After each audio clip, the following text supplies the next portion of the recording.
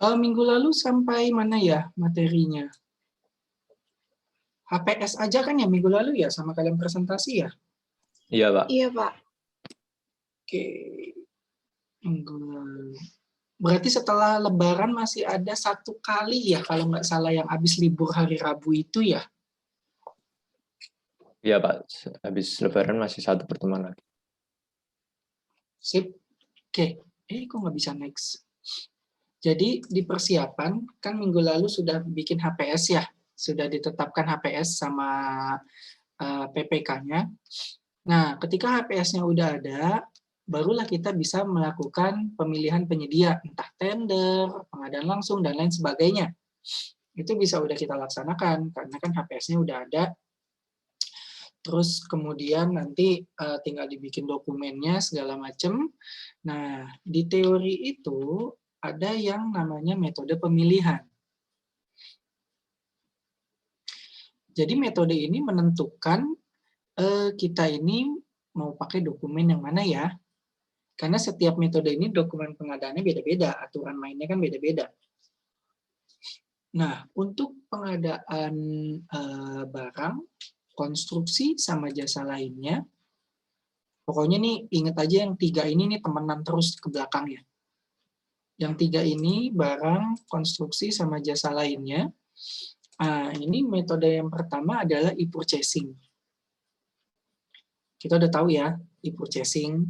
Jadi belinya pakai katalog elektronik, ya kan? E-purchasing belinya di e-katalog. Jadi udah ada katalognya, barangnya apa, udah tinggal kita pilih di situ. Itu e-purchasing. Yang kedua, pengadaan langsung. Namanya pengadaan langsung. Pengadaan langsung ini dilaksanakan oleh pejabat pengadaan. Kemarin kan udah ada pelaku-pelaku PBJ ya, pertemuan ketiga kalau nggak salah, itu dilakukan oleh pejabat pengadaan. Nilainya sampai dengan 200 juta. Di Perpres sih sampai dengan 200 juta ya, berarti seandainya 200 juta itu masih bisa dilakukan pengadaan langsung. Cuman biasanya pejabat pengadaan nggak mau ngambil resiko, biasanya diturunin ya 199 lah ya. Atau kalau mau 199, berapa, terserah, yang penting agak riskan kalau pas angkanya 200. Walaupun di Perpres itu nilainya sampai dengan 200.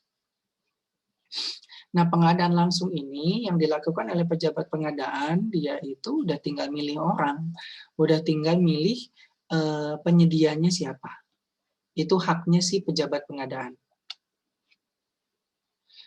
Nah, sebaiknya, ini sih sebaiknya aja ya, si pejabat pengadaan ini milihnya itu vendor atau pihak ketiga yang udah terkenal bagus gitu loh. Jadi istilahnya itu udah yang qualified. Caranya gimana? Caranya biasanya pemenang-pemenang tender sebelumnya yang pekerjaannya bagus. Nah, nanti kalau udah paket yang sampai 200 juta, udah dipanggil lagi aja. Dia lagi aja, orang kemarin kerjanya bagus kok, yang nilainya gede gitu kan. Dipanggil aja.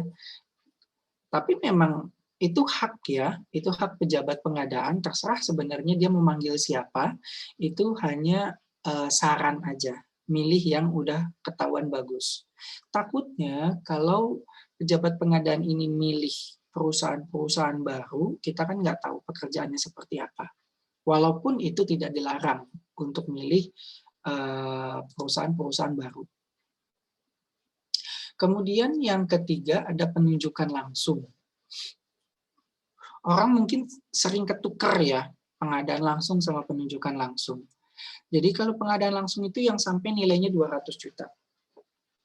Nah, kalau penunjukan langsung, ini nilainya tidak terbatas. Mau berapapun silahkan. Penunjukan langsung yang nilainya di atas 200 juta itu dilaksanakan oleh Pokja. Oleh Pokja pengadaan. Tapi kalau nilainya di bawah 200 tetap sama pejabat pengadaan. Nah, si penunjukan langsung ini adalah hak juga, dalam artian ya terserah Pokja atau pejabat pengadaannya mau milih siapa. Yang membedakan penunjukan langsung dengan pengadaan langsung adalah kalau pengadaan langsung kan tadi nilainya sampai 200. Kalau si penunjukan langsung, ini nilainya tidak terbatas. Berapapun nilainya itu boleh nunjuk langsung.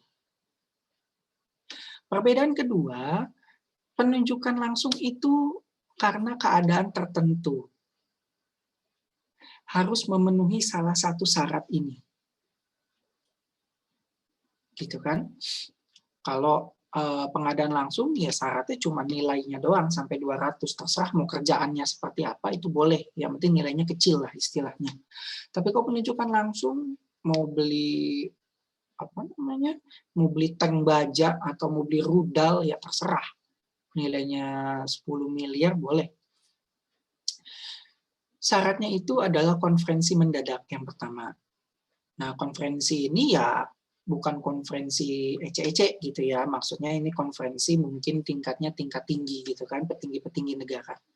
Terus kemudian sifatnya rahasia. Kita nggak mungkin kan seandainya badan intelijen gitu kan ingin melakukan suatu operasi gitu kan, terus kemudian mereka membutuhkan pengadaan barang jasa, terus kita tender, itu kan nggak mungkin, kebongkar dong semua. Berarti mau nggak mau, yang namanya rahasia ya tunjuk langsung. Jadi cuman satu perusahaan doang yang tahu bahwa si badan intelijen itu dia mau melakukan suatu action gitu kan. Kemudian berhubungan sama pertahanan negara. Nah ini kalau mau beli tank, mau beli rudal, mau beli kapal selam, mau beli apa, terserah silakan melakukan penunjukan langsung. Karena kalau pakainya tender, ketahuan dong spesifikasinya. Gitu kan. Oh, Indonesia mau beli rudal, rudalnya spesifikasinya kayak gini, kebongkar semua. Nggak lucu dong, itu berhubungan sama kayak gitu-gitu tuh kebongkar. Umum kan nggak mungkin. Makanya dia boleh nunjuk. Kemudian satu kesatuan konstruksi, itu terus kemudian ini agak rancu sih yang kelima ini, hanya satu pelaku usaha yang mampu. Satu pelaku usaha yang mampu ini ya agak-agak susah sih. Mungkin nggak sih suatu pekerjaan cuman ada satu perusahaan doang yang bisa gitu kan, tapi ini diakomodir aja. Walaupun agak rancu untuk menentukan bener nggak sih ini cuma ada perusahaan X doang yang bisa. Tapi kalau memang bisa dibuktikan silakan untuk penunjukan langsung. Kemudian untuk beli benih, beli pupuk boleh. Kemudian untuk sarpras yang tidak mampu ini boleh. Terus kemudian untuk berhubungan dengan hak paten, contohnya kita mau membeli mobil tapi ada hak patennya di situ, itu boleh nunjuk langsung. Terus kemudian tender ulang yang gagal, jadi udah tender, diulang, gagal lagi, jadi gagal untuk yang kedua kali, itu boleh ditunjuk langsung. Dan terakhir adalah pekerjaan lanjutan. Jadi sudah ada pekerjaan dilakukan oleh perusahaan X, ternyata perusahaan X ini tidak kompeten, pekerjaan tidak selesai, nah ini bisa dilanjutkan. Itu boleh nunjuk langsung, diakomodir di perpresnya. Oke, yang keempat adalah tender cepat. Tender cepat ini gampangnya adalah kita melakukan tender di perusahaan-perusahaan yang sudah terkualifikasi di SIKAP. SIKAP itu adalah sistem informasi, apa ya, SIKAP itu singkat, ada yang tahu nggak? Saya lupa. Aku jadi lupa. Bentar. SIKAP, ada yang tahu? Informasi kinerja sistem akuntansi Penyedia. kinerja penyedia ya. Kinerja penyedia. Oke, jadi di SIKAP itu adalah isinya adalah perusahaan-perusahaan yang udah terqualified. Pokoknya perusahaan-perusahaan bagus lah masuk ke situ. Untuk masuk ke situ ya tentu saja dia sudah melaksanakan tender dan tendernya oke. Dalam artian kerjanya bagus, nggak ada masalah. Akhirnya diusulkan untuk masuk ke SIKAP. Nah, tender cepat ini daripada kita nyari-nyari orang lagi, udah yang ada di SIKAP aja yang kita ambil. Nggak langsung ambil, tapi tetap melakukan tender, tapi tendernya diikuti oleh orang-orang atau perusahaan yang udah ada di Sikap. Nah, tender cepat ini spek sama volumenya udah ditentukan rinci. Terus kemudian ada yang namanya e-reverse auction. Bisa. Jadi tender cepat itu bisa pakai e-reverse auction. Jadi nawarinnya berulang-ulang. Contohnya, untuk beli komputer harganya 25 juta. Nanti perusahaan A nawar 24. Perusahaan B nawar 23,5. Nanti perusahaan A berani nggak turun lagi? Nanti perusahaan A turun 23, perusahaan B turun terus aja dalam waktu tertentu, katakanlah dikasih waktu 1 jam, silahkan e-reverse auction. Jadi dia bisa nawarin lebih rendah lagi, dan terus sampai waktunya habis siapa yang penawarannya paling rendah. Itu maksudnya e-reverse auction. Nah, yang paling umum dari metode pemilihan adalah tender. Tender atau lelang, dulu namanya lelang, sekarang namanya tender. Jadi tender ya udah, kita ngadakan pemilihan penyedia untuk seluruh penyedia yang memenuhi syarat. Jadi siapapun mau ada di Sikap, mau enggak, terserah, pokoknya dia boleh ikut selama memenuhi syarat. Itu tender. Nanti dipilih siapa yang administrasi, teknis, sama harganya oke. Nah, untuk konsultansi, dia itu beda sendiri. Konsultansi itu pengadaan langsungnya 100 juta. Kalau tadi 200, kalau konsultansi 100. Sama dilakukan oleh pejabat pengadaan. Untuk penunjukan langsungnya, ini kurang lebih sama juga.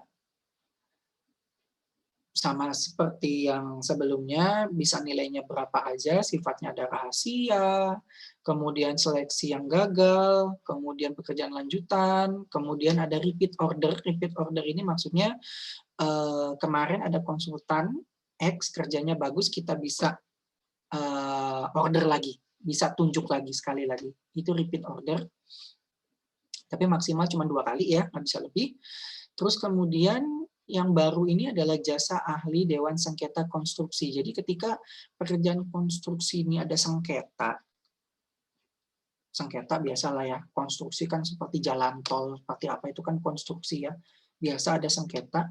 Nah, ketika kita ini ingin meng-hire, ingin menyewa jasa ahli dewan, si Dewan Sengketa Konstruksi, ini boleh dilakukan penunjukan langsung. Karena memang cuma dia doang. Ya kan? Yang untuk ngurusin sengketa konstruksi kan memang cuma dia doang, nggak ada yang lain, jadi ya udah nunjuk aja. Nah, kalau tadi di slide sebelumnya namanya tender, untuk konsultansi namanya seleksi. Nilainya di atas 100 juta. Jadi tender itu untuk non-konsultansi, seleksi untuk yang konsultansi.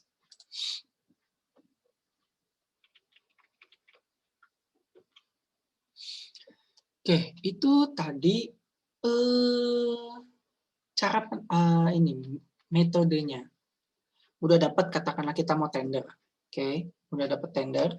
Terus udah gitu di dalam tender kan nanti penyedia-penyedia itu kan ngasih penawaran gitu kan.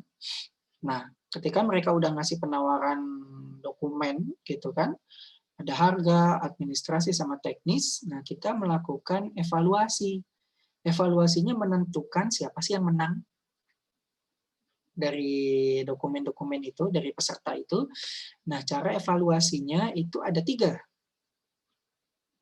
Untuk biasa nih 3 serangkai ini, barang, konstruksi, sama jasa lain ini ada 3. Pertama, sistem nilai.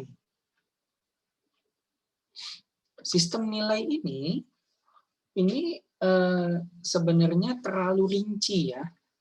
Jadi di dokumen tender itu ada nilai-nilainya. Kalau spesifikasinya X, nilainya 10.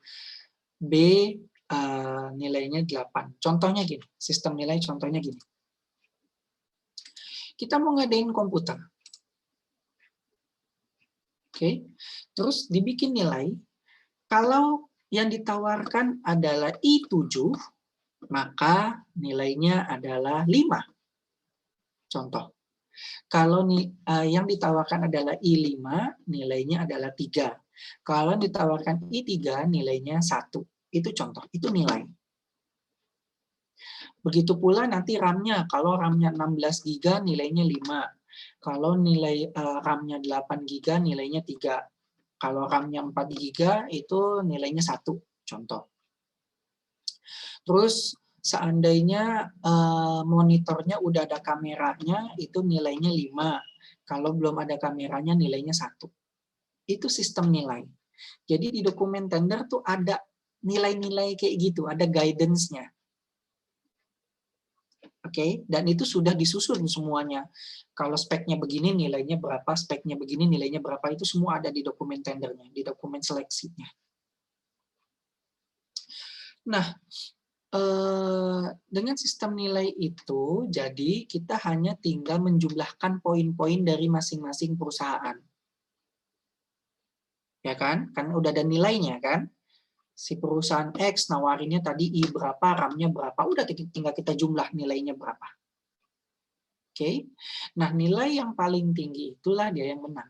Gampangnya kayak gitu. Atau bisa juga dengan sistem nilai ini kita pakai passing grade. Jadi passing grade nilainya adalah 80. Jadi yang nilainya di bawah 80 itu otomatis gugur. Nah, yang nilainya 80 ke atas, kita lihat harganya. Kita lihat harganya lebih murah yang mana. Gitu kan? Nah, sistem nilai ini semuanya itu sudah dimasukkan di dokumen tender. Jadi aturan mainnya mau seperti apa. Karena dia akan membandingkan teknis tadi, teknis itu yang nilai-nilai tadi sama harganya.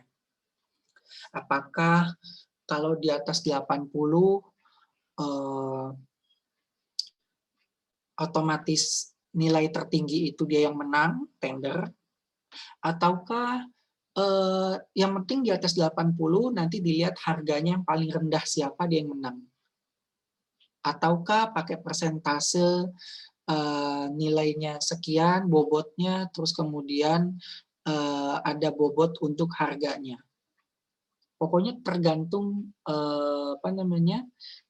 cara main tendernya seperti apa. Itu sistem nilai. Jadi nggak ada pakemnya istilahnya. Kemudian penilaian BSUE ini umur ekonomis. Dia menghitung umur ekonomis. Kita mau beli truk. Kita perhitungkan dong, truknya ini bisa tahan berapa lama. Harganya kita perhitungkan. Terus kemudian biaya operasionalnya kita perhitungkan. Jangan sampai ini truk ini biaya operasional bensinnya boros banget kan, bahaya juga, ngabis-ngabisin duit. Terus kita hitung juga nanti kalau ganti spare part, pemeliharaan, ganti oli, segala macam, ribet nggak sih? Biayanya gede nggak sih? Terus kemudian setelah udah, katakanlah truknya udah untuk 5 tahun, setelah 5 tahun nilainya masih tinggi nggak ya? Nah, semua nilai-nilai ini kita perhitungkan dan kita nilai. Sehingga dapatlah nilai umur ekonomis. BSUE itu berdasarkan sisa umur ekonomis. Nah, si BSUE ini khusus untuk pengadaan barang. Selama saya ngurusin PBJ, udah mungkin 13 tahun, saya belum pernah yang namanya pakai BSUE ini. Jadi ini mungkin bisa dibilang sangat jarang. Kayaknya nggak pernah. Di satker-satker lain, teman-teman saya pun nggak pernah ada yang pakai BSUE.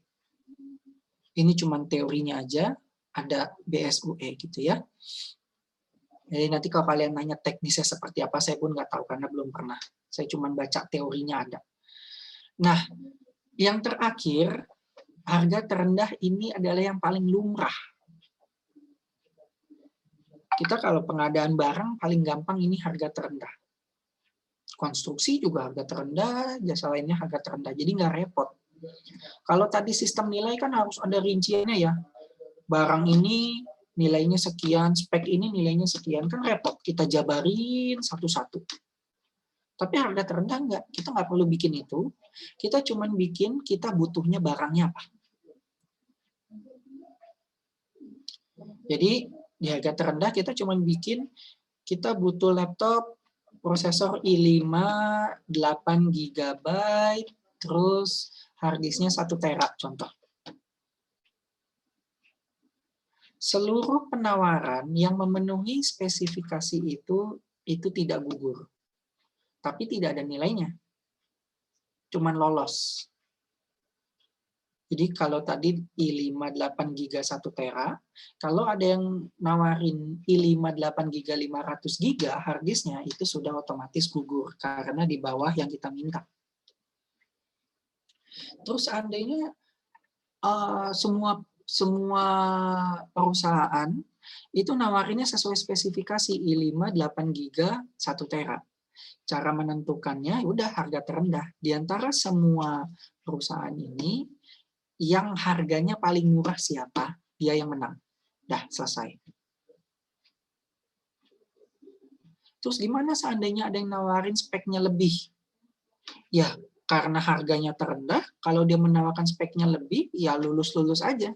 Tapi kalau dia mau menang, ya harganya harus paling rendah. Pokoknya dilihatnya speknya memenuhi, harganya paling rendah.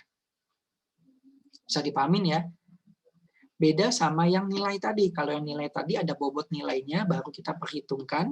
Kalau yang harga terendah, kita nggak pakai bobot, nggak pakai nilai, pokoknya yang penting memenuhi yang kita pengen. Siapapun yang memenuhi itu, tinggal kita lihat harga yang paling murah. Selesai. Jadi yang paling murah dipergunakan pada saat tender, kita evaluasi adalah yang nomor 3.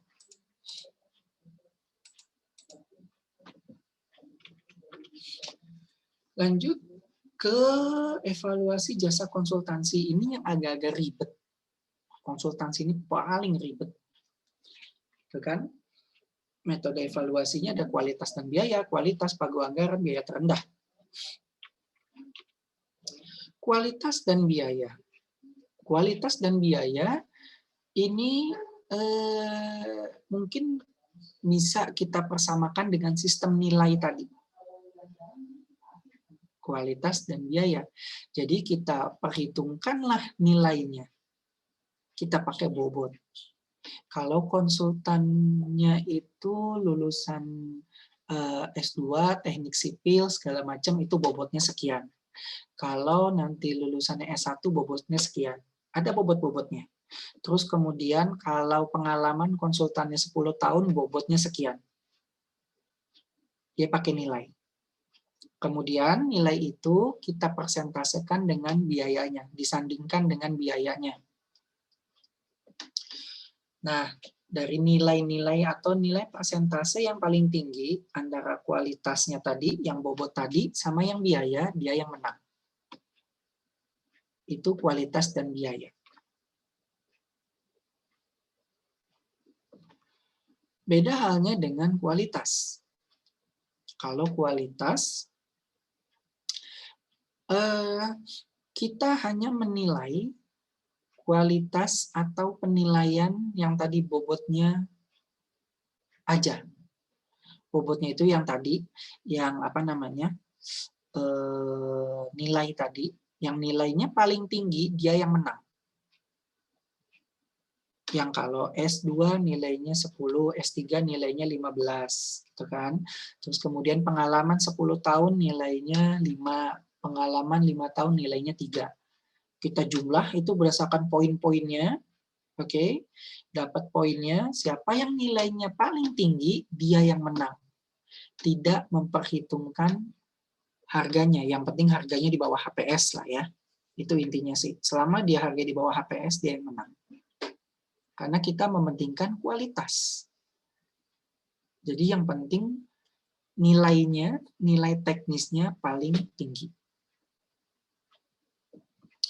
Selanjutnya yang ketiga, itu pagu anggaran. Kalau pagu anggaran ini kurang lebih sama seperti yang nomor 2 tadi, cuman dia boleh lebih dari HPS, tapi tidak boleh lebih dari pagu. Jadi dia mainannya batasannya adalah pagu anggaran. Anggarannya berapa, udah nggak boleh lebih. Nah, yang terakhir adalah biaya terendah. Kalau biaya terendah, sistemnya seperti yang tadi, yang pengadaan barang tadi. Ya udah, yang penting dia memenuhi syarat yang kita pengenin, gitu kan, konsultannya berapa tahun, ininya berapa tahun, gitu kan. Terus biasanya ada passing grade 70. Nilainya passing grade-nya 70. Jadi selama perusahaan-perusahaan itu lebih dari 70 nilai teknisnya, oke, nilai teknisnya, poin-poinnya tadi lebih dari 70, kita lihat harganya. Harga yang paling murah dialah yang menang, karena biaya terendah. Walaupun nilainya dia itu paling kecil, nilainya cuma 71 katakanlah, tapi dia paling murah, ya udah dia yang menang. Karena biaya terendah. Jadi kalau ada yang nilainya 90 tapi harganya mahal, ya dia nggak akan menang. Tetap yang nilainya 71 tapi paling murah dia yang menang, karena sistemnya adalah biaya terendah. Beda sama yang tadi metode nomor 1 yang membandingkan antara biaya dan harga. Itu dia. Kemudian dia itu tadi kan metode evaluasi ya. Ada lagi metode untuk penyampaian dokumen. Ini kita berbalik lagi, sebenarnya harusnya ini dulu, sorry. Jadi penyampaian dokumen. Kita tender nih, tender, ayo kita umumin siapa yang mau datang, siapa yang mau ikutan. Itu kan kita umumin, semua orang pada daftar. Setelah semua orang daftar, terus kemudian mereka masukin penawaran. Menyampaikan penawaran. Dokumen penawaran ini kan ada 3 ya. Dokumen administrasi. Dokumen administrasi itu isinya ada surat penawaran, ya kan? Terus kemudian ya biasalah administrasi, kalian tahu lah ya kelengkapan dokumen-dokumen yang diminta itu administrasi. Terus kemudian yang kedua di dokumen penawaran ini ada dokumen teknis. Dokumen teknis itu ya teknis yang berhubungan kota di PC, ya RAM-nya berapa, hard disk-nya berapa, itu teknis.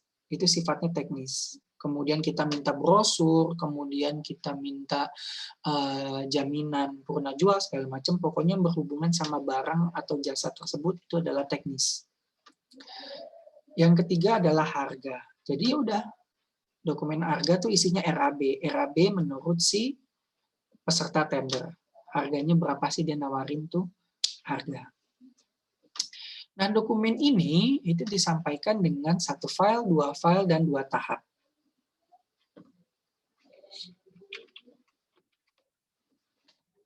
Satu file, konsepnya satu file gini. Satu file itu, tadi dokumen ada 3 ya. Dokumen penawaran, administrasi, teknis, sama harga. Oke. Ketiga dokumen ini dimasukkan di dalam satu file yang sama dan dimasukkan bareng waktunya. Itu satu file.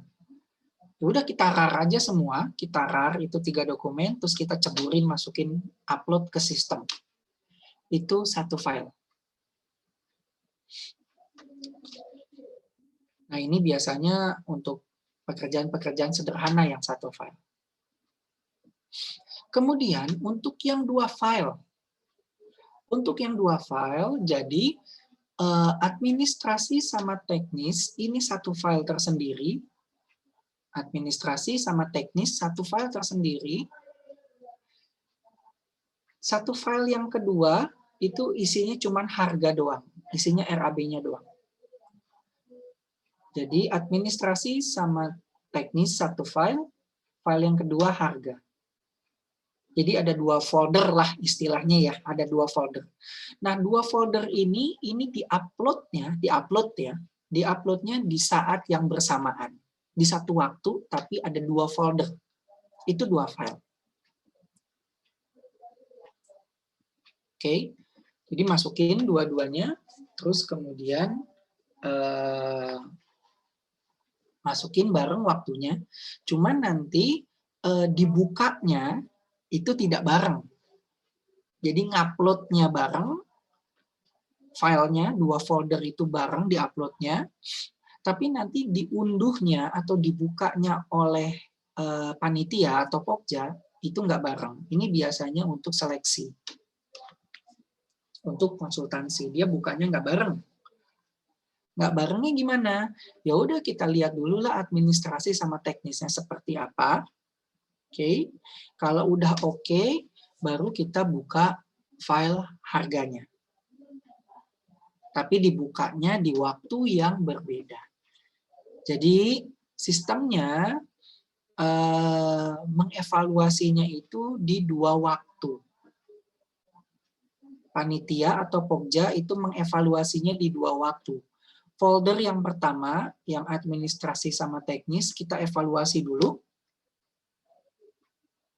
Oke, udah dapat, baru kita buka yang kedua, yang harganya. Jadi istilahnya, fungsinya itu buat ngunci, biar nggak ada permainan di situ, 2 file ini. Kenapa? Oh, yang teknis perusahaan A nilainya 70, perusahaan B nilainya 75. Itu udah diumumin tuh, yang folder 1 tadi, yang isinya teknis, udah ketahuan. Jadi tinggal buka yang file kedua, folder yang kedua, yang isinya harga. Jadi nanti tinggal pakai persentasenya tadi, yang apa namanya, metode kualitas dan harga. Itu sistemnya, 2 file. Beda lagi yang 2 tahap. 2 tahap ini, foldernya memang 2, sama administrasi sama teknis itu 1 folder, yang harga 1 folder. Tapi dia memasukkannya beda waktu, dibukanya beda waktu. Kalau yang 2 file, upload-nya waktunya sama, download-nya waktunya beda. Kalau yang 2 tahap, waktunya semuanya beda. Itu bedanya. Dan ini 2 tahap ini biasanya untuk pekerjaan-pekerjaan yang membutuhkan teknologi tinggi, yang pokoknya ribet lah ini pekerjaannya gitu kan. Kenapa sih ada 2 tahap? Jadi 2 tahap itu kita lihat dulu administrasi sama teknisnya. Yang administrasi sama teknisnya oke, yang nilainya oke, contohnya nilai paling tinggi, tadi kan ada harga kualitas ya, harga paling tinggi siapa, ya udah dia aja yang disuruh masukin harganya. Itu fungsi 2 tahap. Jadi yang oke aja yang masukin harga, nggak semuanya masukin harga. Kalau tadi 2 file, semuanya masukin harga, karena kan waktunya bareng kan, nguploadnya kan bareng, walaupun 2 folder. Di sini 2 file ya, sama lah ya, 2 folder, 2 file. Itu. Jadi sekali lagi, kalau 2 file, ngupload-nya waktunya sama, tapi download-nya waktunya berbeda. Kalau 2 tahap, upload sama download waktunya beda. Dan tidak semua perusahaan diminta untuk mengupload harga. Jadi cuman yang oke doang, yang memenuhi syarat doang, atau yang mau menang tender, itu yang boleh ngupload harga. Itulah kenapa 2 tahap. Oke.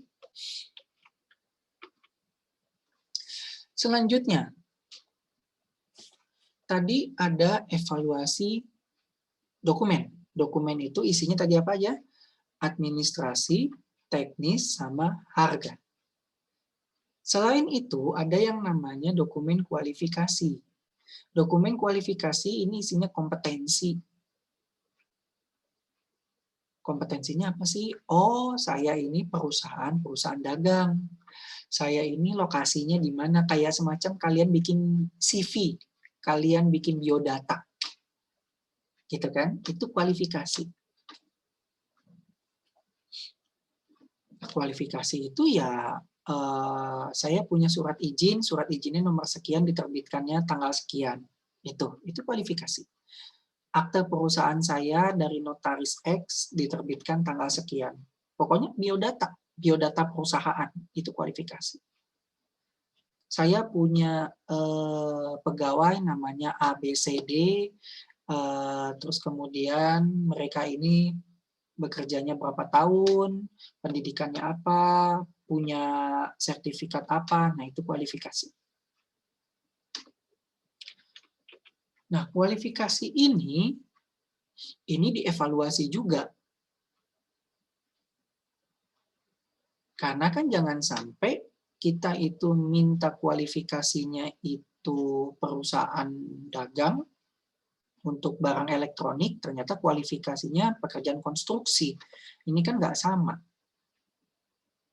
Biodatanya kan nggak sama. Kita mintanya perusahaan tadi untuk beli komputer, ternyata dia perusahaan konstruksi buat bangun gedung, yang nggak bisa. Itu kualifikasi. Nah, kualifikasi ini ada prakualifikasi sama pasca kualifikasi. Prakualifikasi itu kita melihat dulu profil perusahaan. Melihat dulu biodatanya perusahaan sebelum si perusahaan ini masukin penawaran. Sebelum perusahaan ini masukin yang 3 dokumen tadi, administrasi, teknis, harga. Jadi kita lihat dulu profilnya. Kita tentukan dulu, oh ini layak buat masukin penawaran, silakan masukin. Atau kalau nggak layak, ya udah nggak usah. Jadi nggak perlu repot-repot masukin, kita lihat dulu sebelumnya, biodata perusahaannya. Itu namanya kualifikasi. Prakualifikasi. Nah, untuk si pasca kualifikasi ini dia masukinnya itu pada saat dia itu masukin dokumen penawaran tadi. Jadi dia kan tadi masukinnya administrasi, teknis, harga, ya kan? Di samping itu dia juga masukin kualifikasinya. Jadi bareng. Nah, kualifikasinya ya company profile-nya dia, biodata perusahaannya dia dimasukin juga bareng sama dokumen tender tadi. Terus kemudian kita menggunakan sistem gugur. Ya, maksudnya di sistem gugur itu tadi ya, yang penawaran evaluasi penawaran tadi kan ada yang namanya sistem gugur. Nah, sistem gugur itu menggunakan yang namanya pasca kualifikasi. Oke. Terus evaluasinya kapan sih pasca kualifikasi? Ya udah, setelah kita lihat administrasi teknis harga tadi, contohnya sistem gugur tadi, ya harganya paling murah katakanlah ya, harganya paling murah, terus kemudian udahlah perusahaan X yang menang. Tapi ntar dulu, kan pasca kualifikasi.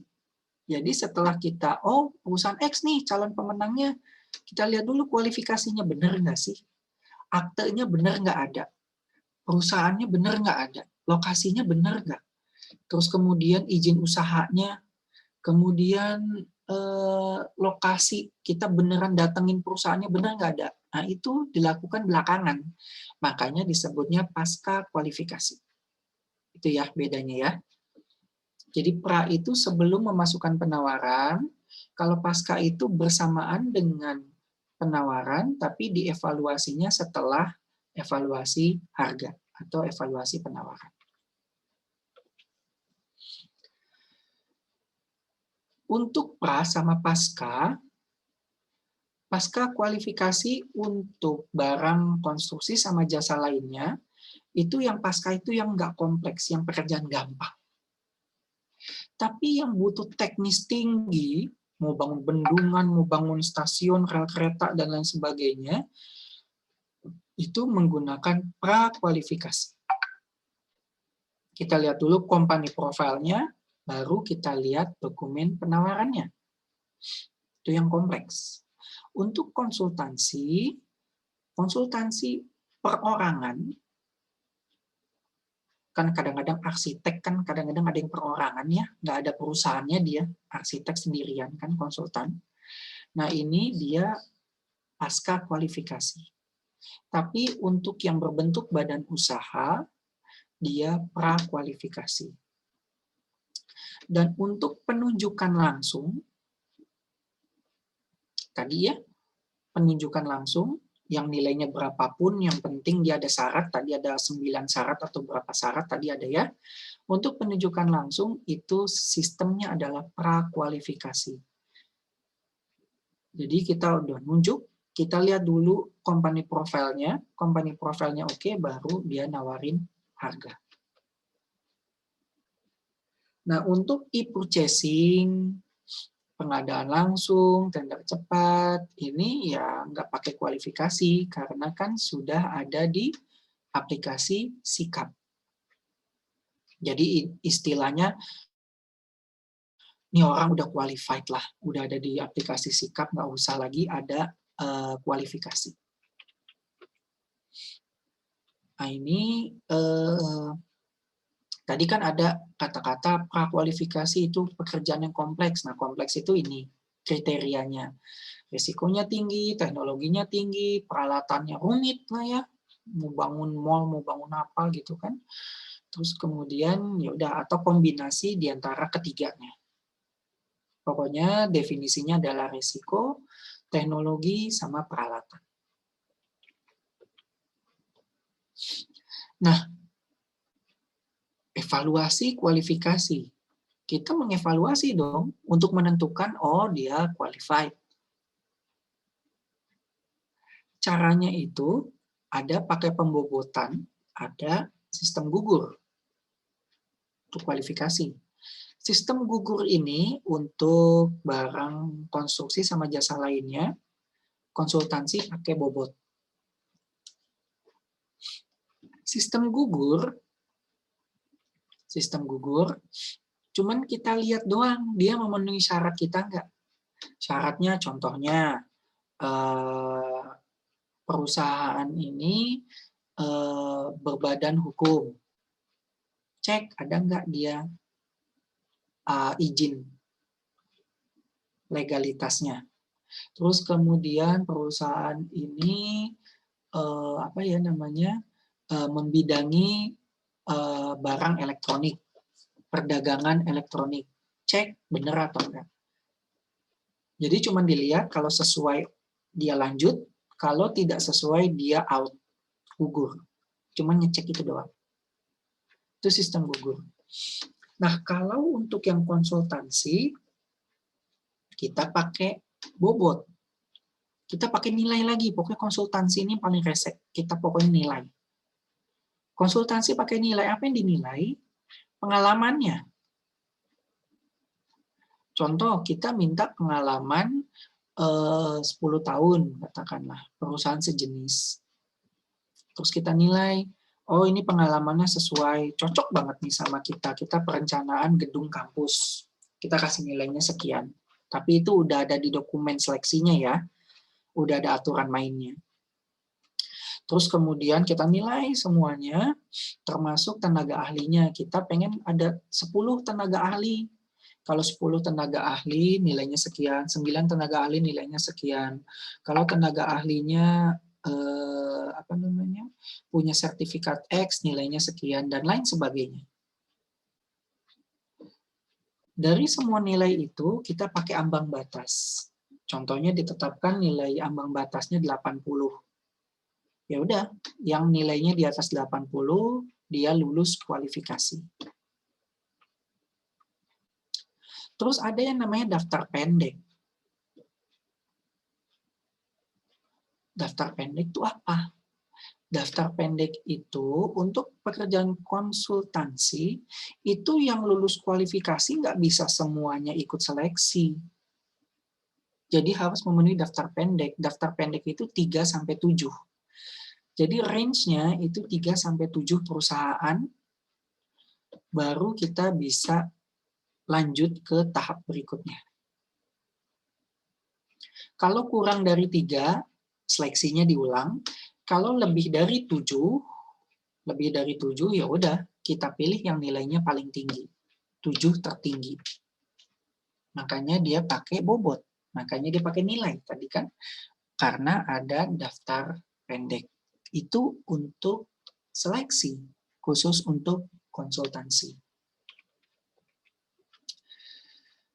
Oke, terus kemudian pelaku usaha yang udah ada di sikap itu nggak perlu lagi pembuktian kualifikasi. Pembuktian kualifikasi itu gini. Oh, di kurikulum vitae atau di CV-nya perusahaan ini ada akte, kemudian aktenya nomor sekian, alamatnya di mana, terus kemudian izin usahanya nomor sekian. Itu kan cuman ininya doang. Cuman datanya doang. Kita harus buktiin dong. Nah, ada tahapan yang namanya pembuktian kualifikasi. Caranya ya udah kita datengin aja alamatnya di mana sih? Coba kita lihat benar nggak ada perusahaannya. Itu pembuktian. Terus kita lihat benar nggak sih ada aktenya? Tadi dia bilang aktenya nomor 100 katakanlah. Benar nggak aktenya? Lihat, ada nggak? Lihat izin usahanya ada atau enggak. Pokoknya semua yang tertuang di CV-nya perusahaan, itu kita cek barangnya ada atau enggak. Itulah dia pembuktian kualifikasi. Nah, perusahaan-perusahaan yang udah ada di sikap, itu nggak perlu lagi kita buktiin. Kenapa? Karena sebelum dia masuk ke sikap, dia sudah dibuktikan terlebih dahulu. Jadi kita nggak perlu repot-repot melakukan pembuktian. Yang kedua, Pokja ini nggak boleh nambahin persyaratan yang diskriminatif dan tidak objektif, itu nggak boleh. Contohnya, kita mau ngadain komputer tapi ada syarat harus perusahaan pribumi, nah itu nggak bisa. Kita ada syarat perusahaan ini harus berada di sekitar kampus, itu nggak bisa. Itu diskriminatif. Atau perusahaannya minimal sudah berdiri 10 tahun, ya nggak bisa. Nggak ada urusannya. Itu masuk ke diskriminatif. Sebentar ya.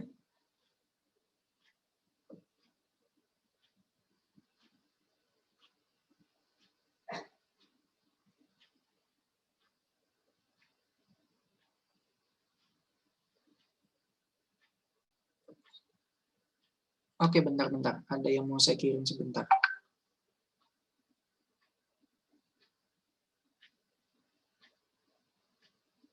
Sebentar.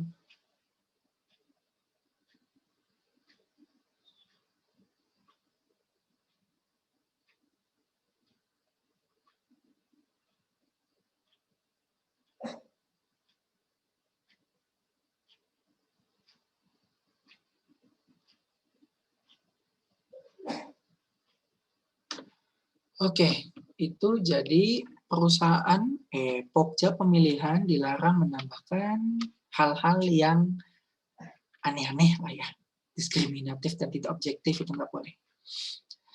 Nah, selanjutnya kita bikin jadwal. Ya dong, harus ada jadwal dong, kapan dia masukin dokumen, kapan ada evaluasi dan lain sebagainya, itu harus ada jadwalnya. Ini adalah contoh jadwal untuk prakualifikasi.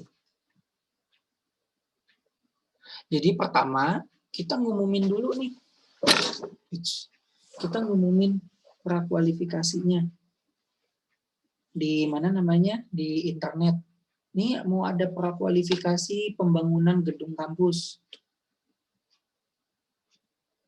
Itu pengumuman. Terus kemudian setelah ada pengumuman, ada pendaftaran dong. Pesertanya pada daftar. Ya kan, habis pengumuman pesertanya pada daftar. Terus sama dia ngunduh dokumen. Atau ngunduh itu atau ngambil dokumen ya. Download dokumen. Dokumen kualifikasinya kayak apa sih, aturan mainnya kayak apa sih. Jadi dia habis daftar dia tinggal download. Kemudian ada yang namanya pemberian penjelasan. Pemberian penjelasan ini maksudnya kita tatap muka, entah via Zoom atau di ruangan gitu ya. Kita tatap muka sama peserta tadi yang udah daftar. Mungkin aja di dokumen itu ada yang nggak jelas, ada yang mau ditanya, Nah, itu bisa ditanyakan di pemberian penjelasan. Selanjutnya, habis pemberian penjelasan, peserta-peserta ini masukin dokumen kualifikasi. Dokumen kualifikasi tadi ya, CV-CV-nya perusahaan, data-datanya itu dimasukin, di-upload. Lalu Pokja atau pejabat pengadaan, kita evaluasi. Tadi CV-CV-nya udah di-upload, terus kita evaluasi.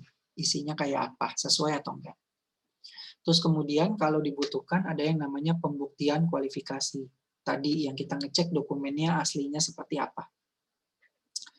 Udah gitu, udahlah kita umumin. Oke, yang lulus kualifikasi adalah A, B, C, D, E. Dah.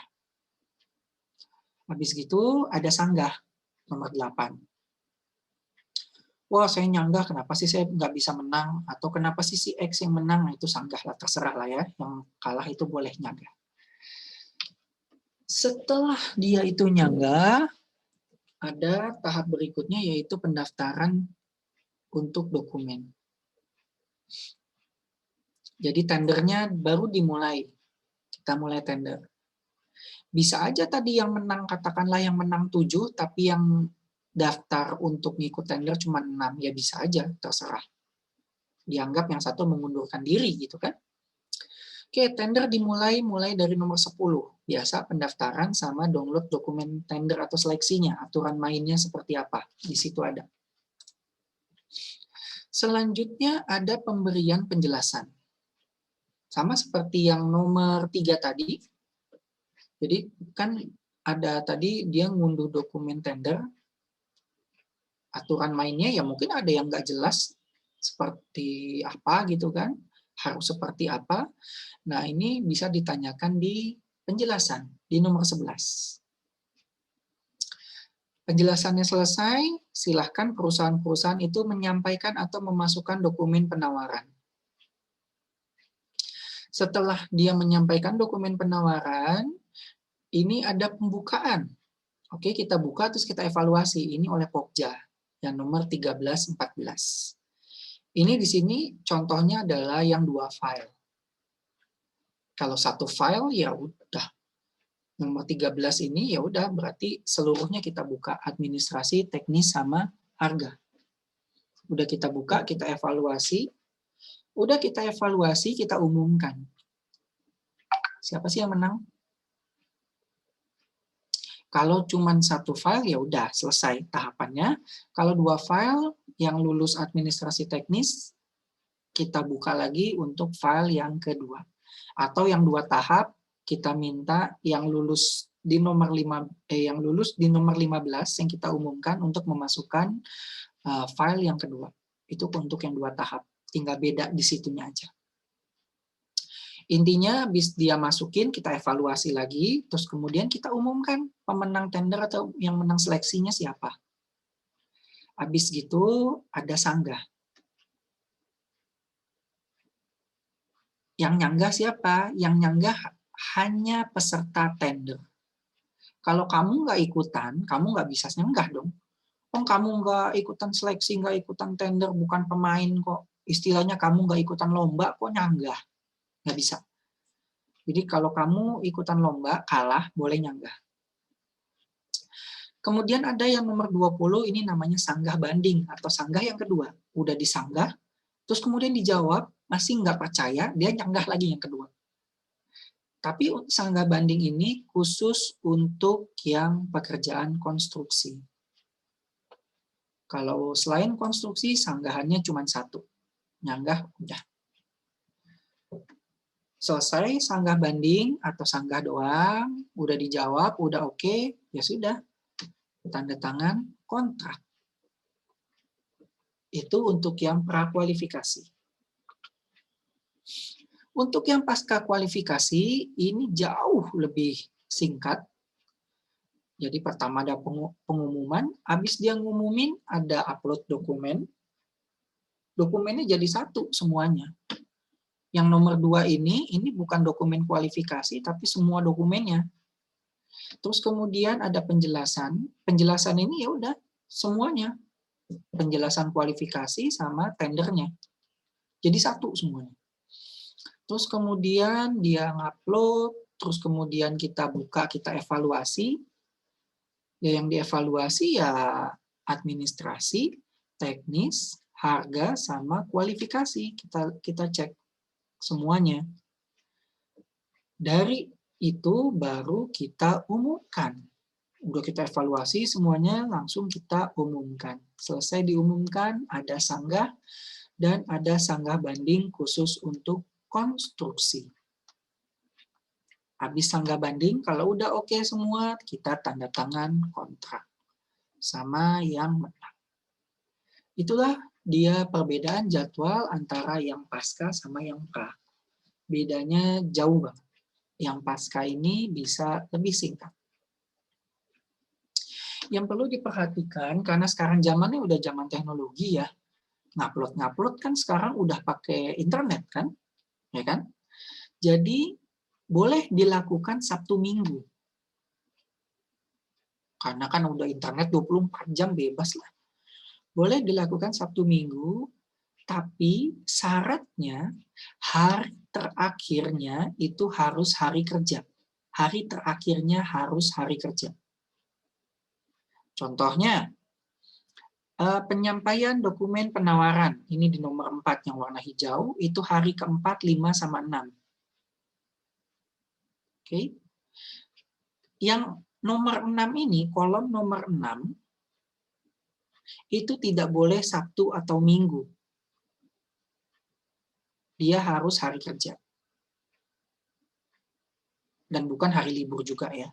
Terus gimana dong? Ini kalau yang kolom nomor 6 ternyata hari Minggu, ya udah ditambahin hijau-hijaunya, jadi 4 hari, silakan. Atau kalau ditambah 4 hari ternyata hari libur nasional, tambah lagi jadi 5 hari. Pokoknya yang terakhir-terakhirnya ini itu hari kerja. Yang buntutnya aja. Oke, itu syaratnya. Ini alur dokumennya, biasalah ya, seperti yang sudah dijelasin tadi. Dokumen kualifikasi disusun oleh Pokja, begitu pula dengan dokumen tender. Dokumen kualifikasi ini tadi yang kita minta syarat dari perusahaannya, CV-nya seperti apa. Kalau dokumen tender, ini aturan main tendernya. Kemudian sama-sama ada yang menawarkan, kemudian dinilai, dan lain sebagainya. Ini hanya ringkasan dari pembahasan sebelumnya. Oke, itu mengenai jadwal sama pemilihannya. Oke, asumsinya kita udah dapat menang lah ya. Udah gitu kan, karena kan tadi udah nyusun jadwal, terus kemudian kita sudah evaluasi, gitu kan, terus ada penyampaian dokumennya, terus metode pelaksanaannya apa, tender, seleksi, dan lain sebagainya. Selanjutnya ada yang namanya jaminan. Jaminan ini adalah jaminan tertulis berbentuk kertas yang dikeluarkan bank umum, perusahaan, bla bla bla bla bla, yang isinya menjamin sesuatu dalam proses tender. Nah, jaminan ini tidak boleh bersyarat. Nggak boleh yang namanya ada syarat. Syaratnya A, B, C, D, nggak boleh. Di jaminan di situ harus tersebut jaminan tidak bersyarat atau unconditional. Nggak ada kondisi apa-apa. Terus kemudian mudah dicairkan. Kemudian harus dicairkan paling lambat 14 hari kerja. Tapi nggak ada syarat. Bentuk jaminan ini bisa berbentuk garansi bank atau bond. Bond ini yang nerbitin asuransi. Penerbitnya bisa bank, bisa asuransi, yang penting dia memiliki izin.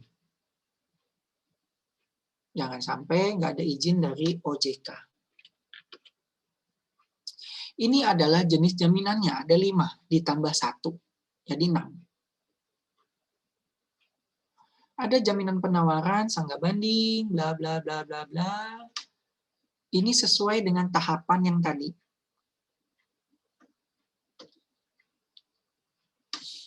Yang pertama, jaminan penawaran.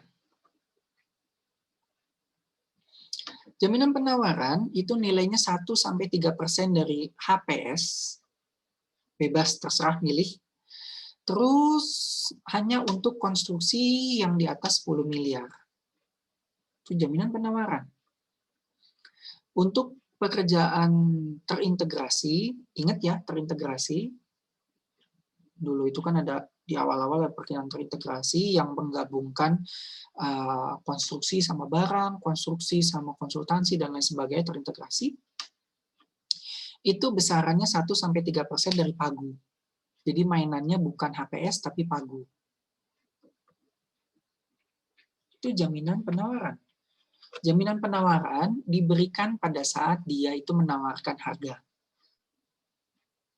Jadi dia nawarin harga, saya mau bangun gedung kampus 11 miliar. Ya nggak bisa cuma nawar doang, harus ada jaminannya. Jadi penawaran itu di backup sama jaminan. Itu. Kemudian sanggah banding. Tadi untuk konstruksi, di jadwal kan ada yang namanya sanggah banding ya, khusus konstruksi. Ini istilahnya sanggahan yang kedua. Ya nggak cuma-cuma lah, kalian protes kok cuma-cuma gitu kan. Jadi cuma kebanyakan protes. Jadi selain protes, selain ada sanggah banding, dia harus menyertakan jaminan yang nilainya 1% dari HPS. Atau 1% dari pagu untuk yang terintegrasi. 1% lumayan dong. Seandainya 100 M, 1%-nya itu 1 M. Jaminan ini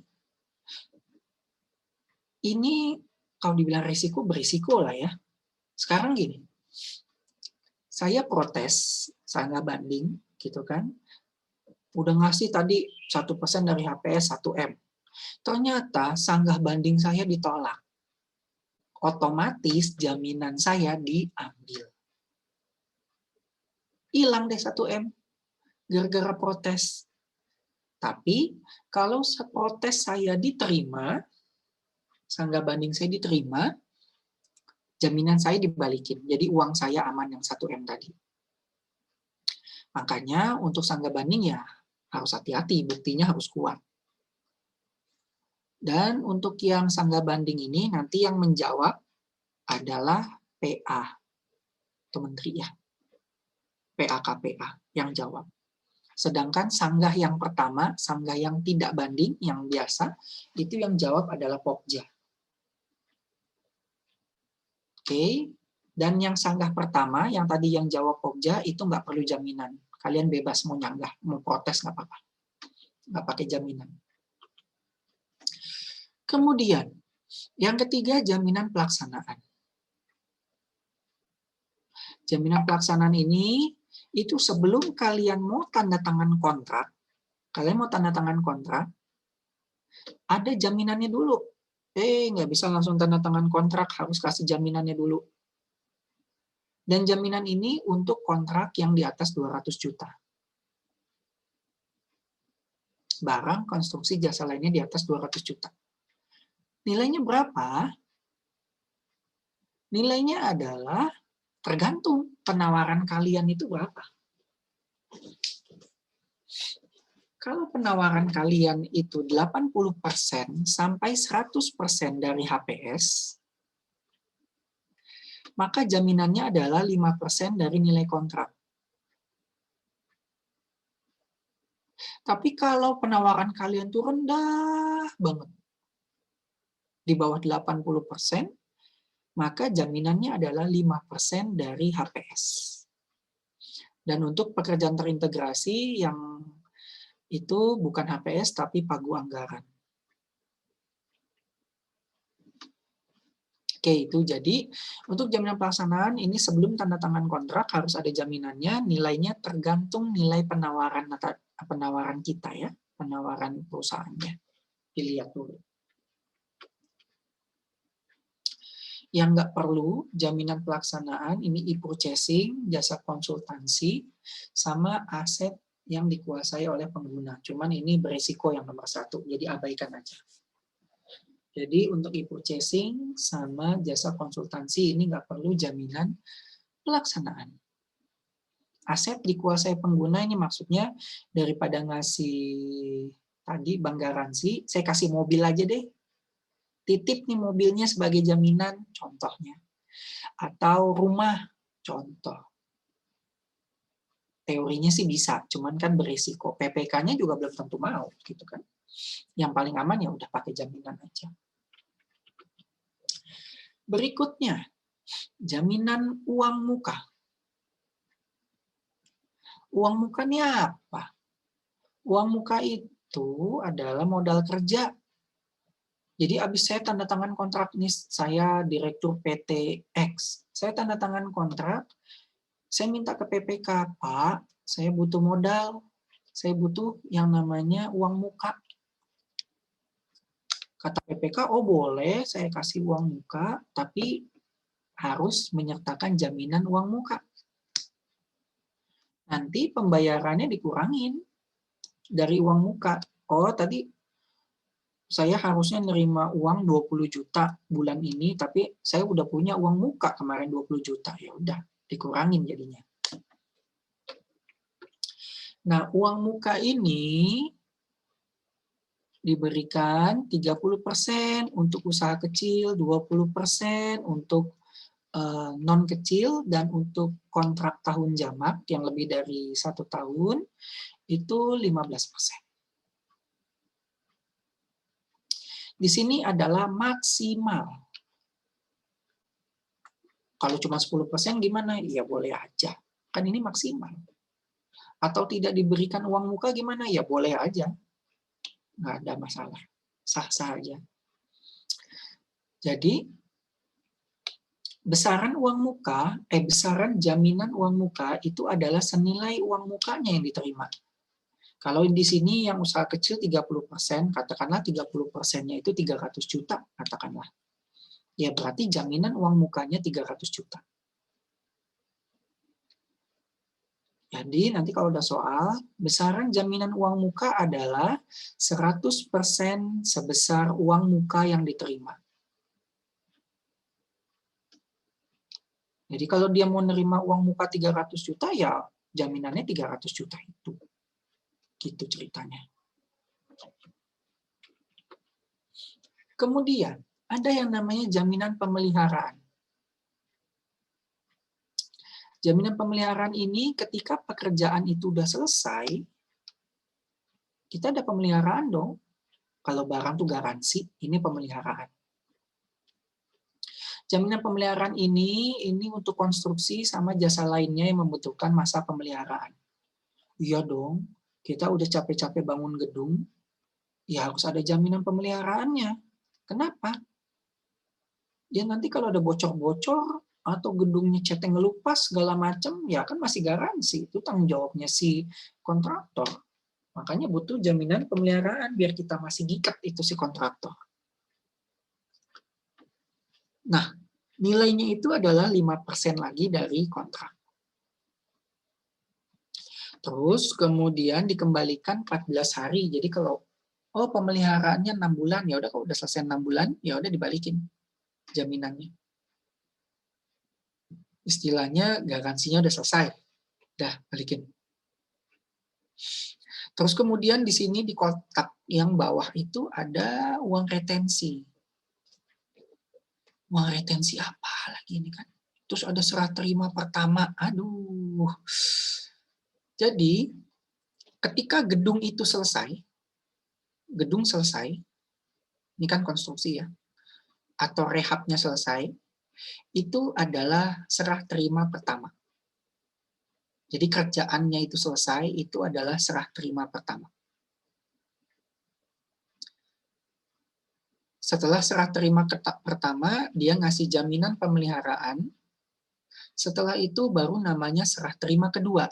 Serah terima kedua itu setelah pemeliharaannya selesai. Oke, jadi ada 2 kali serah terima, ketika gedungnya selesai sama ketika pemeliharaannya atau garansinya selesai. Nah, kalau dia nggak mau ngasih jaminan pemeliharaan, ada yang namanya uang retensi. Nilainya 5%. Retensi itu maksudnya ya pembayarannya dia yang 5% ya ditahan 5%. Jadi ketika gedungnya sudah selesai, yang kita bayar cuma 95% ketika gedungnya jadi. Yang 5% lagi kita bayar nanti kalau masa pemeliharaannya udah selesai. Itu retensi. Jadi bisa pakai jaminan, bisa pakai retensi, cuman amannya adalah pakai jaminan. Yang terakhir adalah sertifikat garansi. Ini untuk pengadaan barang. Sertifikat garansi ini apa? Sertifikat garansi ini kartu garansi. Kalau kalian beli laptop ada garansinya kan, ada kartu garansi. Kalian beli barang elektronik apapun ada sertifikat garansi. Lah ini sertifikat garansi. Dikeluarkan oleh produsen, entah setahun, 2 tahun, dan lain sebagainya. Ini adalah garansi untuk barang. Ini rangkumannya, uang muka itu untuk pekerjaan apa, jaminan penawaran untuk apa, dan lain sebagainya. Ini rangkumannya aja. Kemudian, ada penyesuaian harga ya. Saya nggak tahu ini masuk ke materi UTS atau enggak, tapi saya kasih sekarang aja, takut ntar masuk. Penyesuaian harga.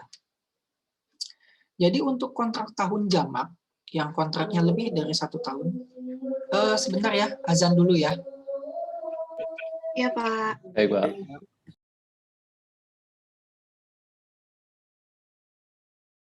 Baik, Pak.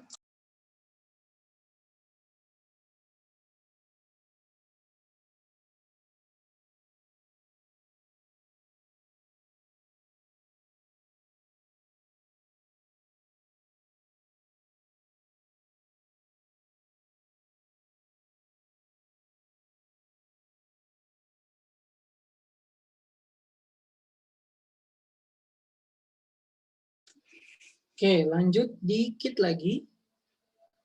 Ini ada penyesuaian harga.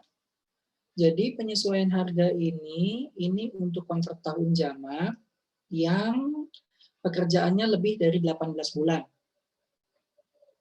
Dan penyesuaian harga ini dilakukan mulai bulan ke-13. Kenapa sih ada penyesuaian harga? Penyesuaian harga nih, mungkin harganya udah nggak valid loh, udah nggak akurat. Mungkin karena inflasi, karena dan lain sebagainya, jadi harganya tuh berubah. Harga semennya sebelumnya 10.000 jadi 15.000 contohnya. Oleh karena itu kan butuh yang namanya penyesuaian. Penyesuaiannya itu hanya untuk konstruksi atau masa pekerjaan yang lebih dari 18 bulan. Kalau kurang ya udah nggak pakai penyesuaian harga. Itu ya. Nanti ini dibahas setelah UTS. Nggak mau.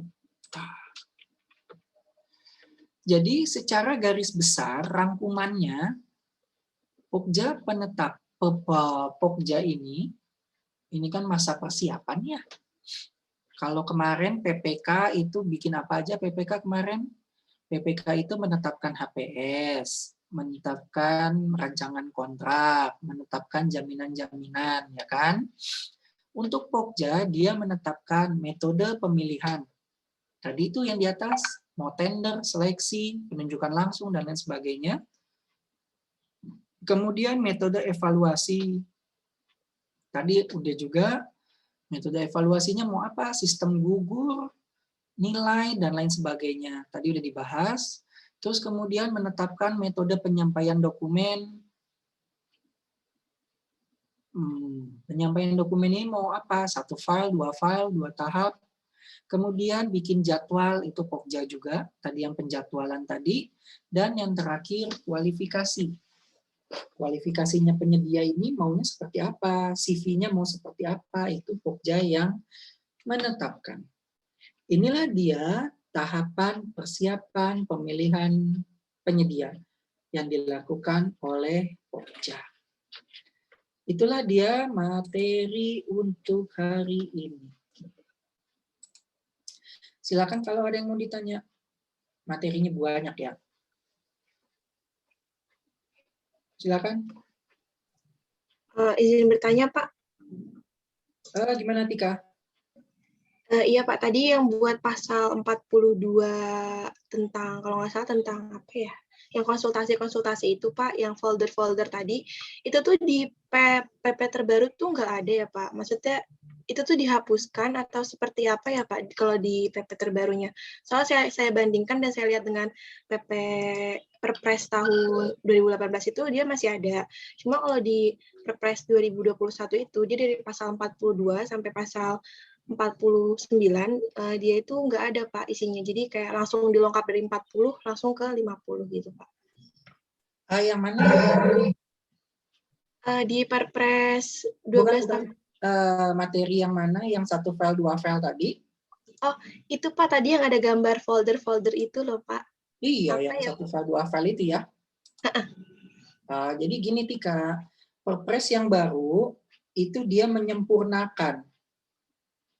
Jadi selama tidak diubah di Perpres yang tahun 2021 ini, berarti kamu masih ngikut di Perpres yang 2018. Kayak gitu. Kalau ada yang berubah di 2021, baru diubah. Kalau nggak diubah, berarti masih ngikut di yang sebelumnya. Begitu ceritanya Tika.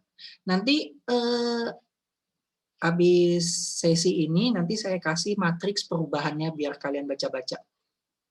Apa aja sih yang berubah? Kalau nggak masuk di situ, nggak berubah, ya berarti ngikut aja yang lama. Gitu ya. Oke Pak, siap Pak. Makasih banyak ya Pak. Yo Tika. Kamu dari tadi makan itu ya? Makan semangka atau apa itu? Gambarnya. Oh, itu Pak pakai filter hiu Pak. Itu buat coping aja Pak biar nggak ngantuk gitu sambil pakai filter-filter. Biar Saya kelihatan gambarnya kayak gambar semangka. Atika nggak puasa, Pak. Oh, nggak puasa ya? Nggak apa-apa. Dia kan perempuan. Bisa jadi dia emang lagi nggak puasa. Gimana sih, Chris? Oh iya, Pak. Lanjut.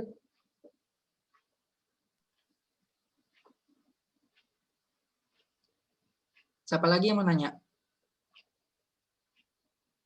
Tanya Pak. Ya, gimana, Van? Iya Pak. Tapi maaf Pak, saya nggak tahu apa tadi sempat terlewat oleh saya atau enggak. Jadi masalah yang evaluasi yang bagian ini kan ada kualitas dan harga, pagu anggaran dan sebagainya. Pertanyaan saya ketika kapan misalnya evaluasi jenis kualitas itu dipakai, pada saat kapan evaluasi jenis kualitas dan biaya itu dipakai, dan pas pagu anggaran itu juga kapan Pak? Gitu. Oh gitu. Jadi gini Van, itu adalah pilihan Van. Itu terserah Pogjanya dia mau milih yang mana. Jadi selama kita itu kan biasanya kan rundingan ya. Ini kita mau pakai kualitas dan harga atau kualitas gitu kan contohnya gitu kan. Udah kita pakai kualitas aja karena kita mau cari yang teknisnya benar-benar paling bagus. Nggak peduli harganya berapa. Gitu. Itu ya udah itunya kita, pilihan kita. Atau ya udahlah yang penting memenuhi passing grade, terus baru kita lihat harganya, jadi pakai kualitas dan biaya. Jadi biar efisiensi harga juga. Udah, jadi tergantung judgement-nya aja, kebutuhannya mau apa. Itu bebas. Seperti itu. Nah, kalau di teori, sebentar, dia itu ada di sini sama aja sih, ruang lingkup, tenaga ahlinya, waktu, itu bisa diuraikan di KAK, kalau yang kualitas tidak dapat diuraikan di KAK.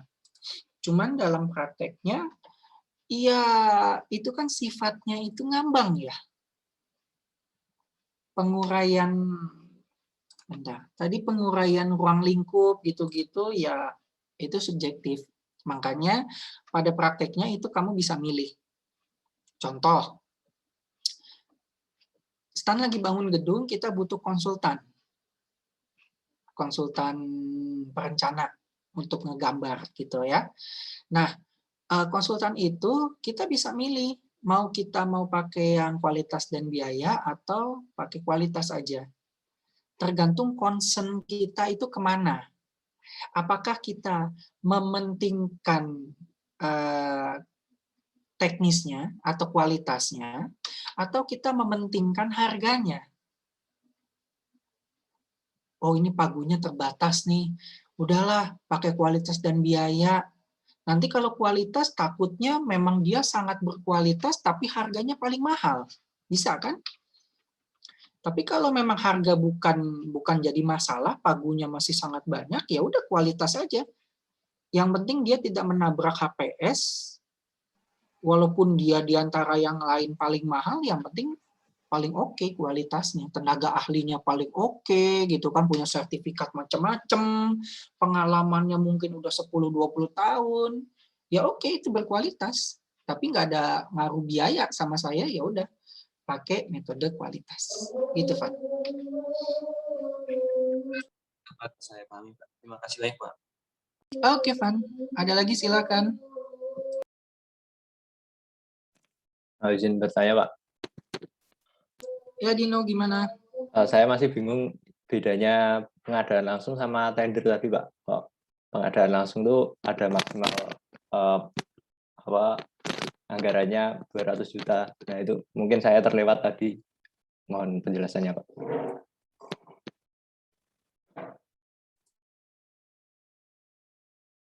Di unmute lagi. Dah, ini ya, Dino. Iya, Pak. Jadi yang bedain pengadaan langsung sama tender itu adalah harganya, Dino. Kalau anunya sampai. Kalau memang dia di bawah 200, ya pengadaan langsung. Kalau di atas 200, tender. Cuman bedanya itu kalau pengadaan langsung kan kita bisa nunjuk langsung satu. Saya mau Dino yang ngerjain, dah selesai. Itu haknya si pejabat pengadaan. Jadi pengadaan langsung dilakukan oleh pejabat pengadaan. Bebas dia memilih siapa. Untuk tender ini dilakukan oleh Pokja. Kelompok kerja, jadi beda yang ngelaksanain. Terus nggak bisa nunjuk satu, jadi harus ada kompetisi ya namanya ya. Harus ada tender. Nggak bisa nunjuk. Gitu, Dino. Oh, baik, Pak. Dapat dipahami, Pak. Terima kasih, Pak. Oke, intinya sih harganya sih. Tergantung harganya. Baik, Pak. Oke. Yang lain silakan.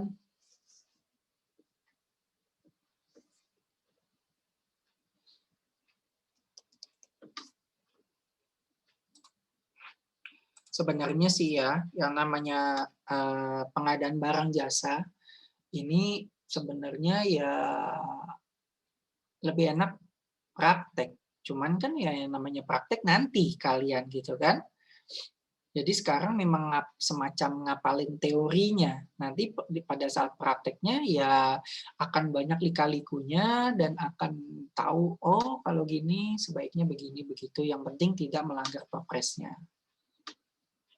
Gitu. Tapi untuk ujian, termasuk ujian sertifikasi, ya memang yang diujikan teorinya. Oke, ada lagi yang mau ditanya? Silakan. Izin bertanya, Pak. Ya, Daus. Gini, Pak, apa mungkin kalau misalnya dalam pemilihan tender itu seluruh tender yang mendaftar itu gagal gitu, Pak?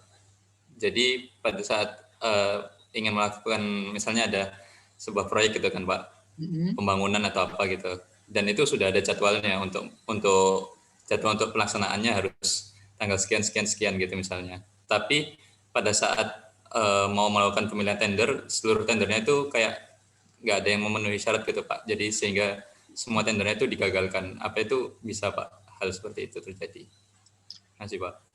Makasih, Daus. Itu sesuatu hal yang sangat lumrah.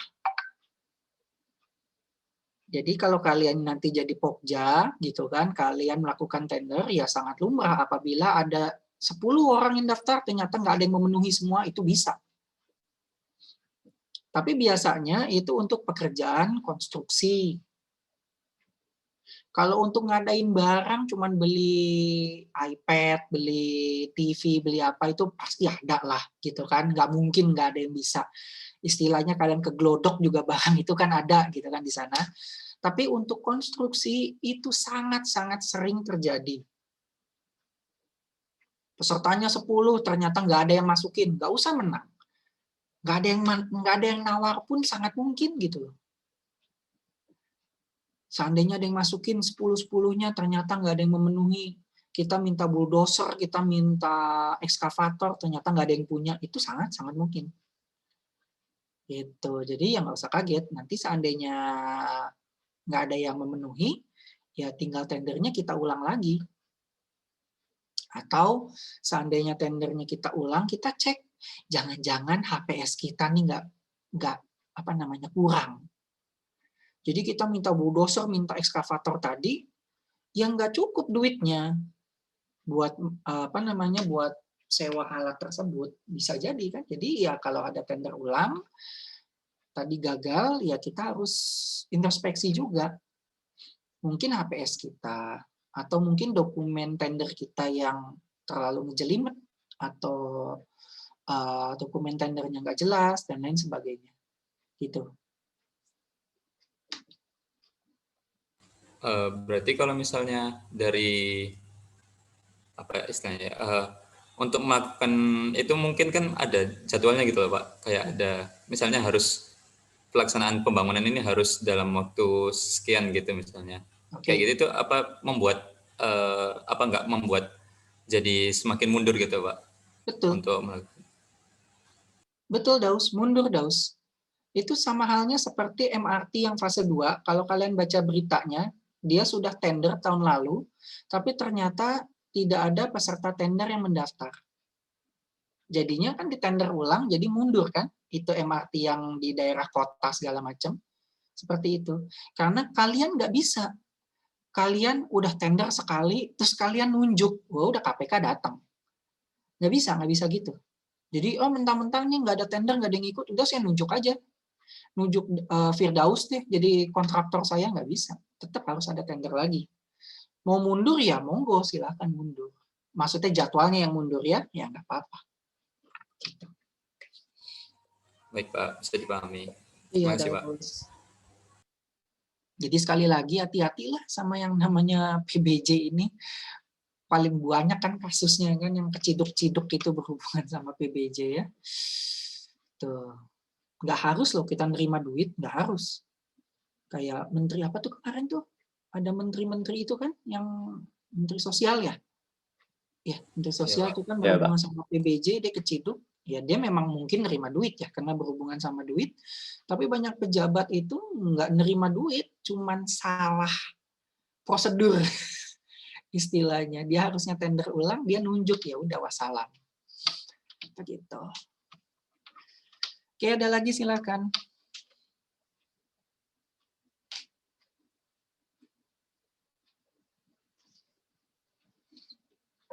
Nggak ada? Pak, maaf Pak. Boleh. Maaf ya Pak, nanya lagi Pak. Oh boleh lah, apa-apa. Gimana? Ya. Menyinggung tadi kan Bapak kan bilang pembangunan di STAN. Nah kan waktu itu saya juga pernah lihat pembangunan di STAN itu kalau nggak salah pakai jasa konsultasi dari PT HK Construction Hutama Karya itu Pak. Nah saya lihat juga Hutama Karya ini BUMN Pak. Nah pertanyaan saya itu ada dua, apakah PBJ ini boleh dilakukan oleh PT yang berasal dari BUMN, dan kalau misalkan itu jawabannya boleh, bukankah nanti ada konflik of interest gitu Pak? Maksudnya kayak lebih mengutamakan yang BUMN ini daripada yang swasta, seperti itu. Oke, Tika. Kamu udah ke kampus berarti ya? Ngelihat ada HK di situ ya? Cukup sering sih Pak, udah sekitar 3 kali 4 kali. Oh, emang ada apa? Kalau nggak salah mahasiswa nggak boleh ke kampus?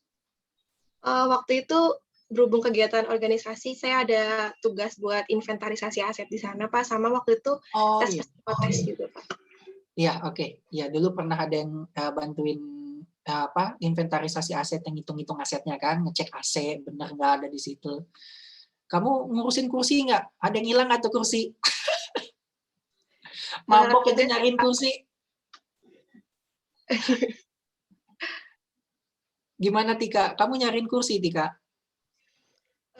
Enggak sih Pak, waktu itu saya inventarisasinya bukan dalam hal perihal kampus gitu Pak, tapi di organisasi sendiri gitu Pak, di BKKM. Oh, saya pikir yang itu, karena kemarin ada mahasiswa juga dilibatkan. Oke, jadi HK itu bukan konsultan ya.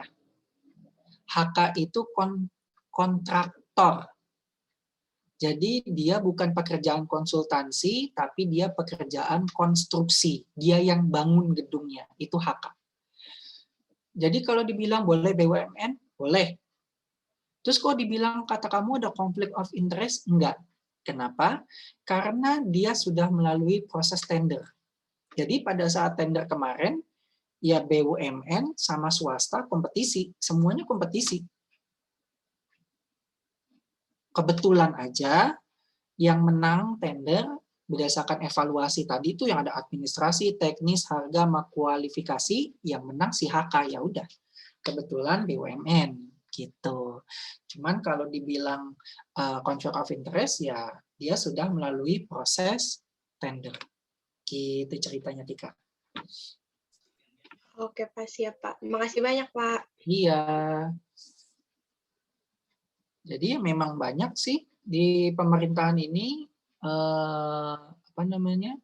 pekerjaan-pekerjaannya itu dilakukan oleh BUMN. Mungkin ya, saya juga nggak tahu, mungkin BUMN sekarang habis disuntik modal kali ya. Karena kan bangun jalan tol, bangun apa gitu kan, BUMN kan, modalnya dia gede gitu kan, jadinya ya sanggup mungkin ngurusin tender-tender. Mungkin, saya nggak tahu. Tapi kalau swasta, ya untuk pekerjaan-pekerjaan konstruksi yang ringan-ringan, ya swasta banyak kok. Contoh yang rehab-rehab di kampus, itu swasta. Gitu. Oke, ada lagi yang mau ditanya? Mau bertanya Pak? Ya, Fari, gimana Fari? Iya, sebenarnya kalau pertanyaan saya kurang tepat, maaf ya Pak. Jadi, nggak apa-apa. Iya. Yang penting kamu nggak tidur. Iya Pak, benar-benar. Dengerin dongeng 1,5 jam. Gimana, Ri? Iya, kalau kita sedang melakukan pengadaan barang dan jasa ataupun kita sedang melakukan pembangunan, nah tentunya itu kan kita ada perjanjian ya Pak dengan pihak ininya, pemborong pekerjaannya. Nah, suatu saat ketika pekerjaan itu telah dilaksanakan dengan baik dan tetapi beberapa tahun atau bulan kemudian, nah pembangunan itu apa ya Pak? Ada dampaknya gitu, kayak dia kurang bagus atau dia pekerjaannya nggak sesuai dengan apa yang dipekerjakan, kayak bahannya, sehingga bangunannya cepat apa ya Pak, rusak atau roboh seperti itu Pak. Nah itu kan ada jaminannya Pak. Nah jaminannya apakah ganti rugi atau gimana ya Pak? Mungkin seperti itu Pak. Oke, Fari. Jadi gini, tadi kan ada disinggung jaminan pemeliharaan. Ada tadi. Nah itulah dia fungsinya. Jadi ketika bangunan udah berdiri tadi, itu kan dilihat masih bocor nggak nih jaminan. Kan kita lihat setahun. Musim hujan bocor nggak nih? Terus catnya ngelupas nggak nih? Atau amit-amit itu bangunannya rubuh gitu kan? Nah itu kan ada jaminan. Istilahnya kita masih megang ekornya si kontraktor dengan jaminan itu. Kita masih terikat sama si kontraktor. Itulah fungsinya si jaminan. Gitu. Terus tadi kalau statement kamu tidak sesuai dengan spesifikasi ya. Tadi kan kamu nyebut. Iya Pak. Kalau itu nggak ada hubungannya sama jaminan. Kalau tidak sesuai dengan spesifikasi, terus bangunannya itu masih diterima, yang salah adalah PPK. Sama konsultan pengawas. Kok ini disuruh ngecatnya 3 lapis, tapi ternyata ngecatnya cuma 1 lapis. Terus diterima lagi gedungnya. Maksudnya kita tanda tangan bahwa gedungnya udah selesai gitu kan. Itu salah, harusnya nggak diterima. Atau contohnya lagi, kita minta di kontrak itu ubinnya 40 kali 40. Tapi kenapa ubinnya dipasang 30 kali 30? Kan nggak sesuai sama yang kita minta, nggak sesuai sama kontraknya. Terus kalau kayak gitu gimana? Ya suruh bongkar. Harus sesuai. Kalau kita minta 40 kali 40 ya gimana caranya sehingga ubinnya 40 kali 40 baru PPK-nya tanda tangan bahwa gedungnya udah selesai. Gitu. Kalau nggak sesuai, jangan mau terima, jangan mau tanda tangan bahwa gedung itu udah diserah terimakan atau dianggap udah selesai. Gitu. Jadi fungsinya jaminan, tadi jaminan apa tuh namanya? Jaminan pemeliharaan, fungsinya itu hanya menjamin gedungnya itu nggak kenapa-napa dalam kurun waktu tertentu.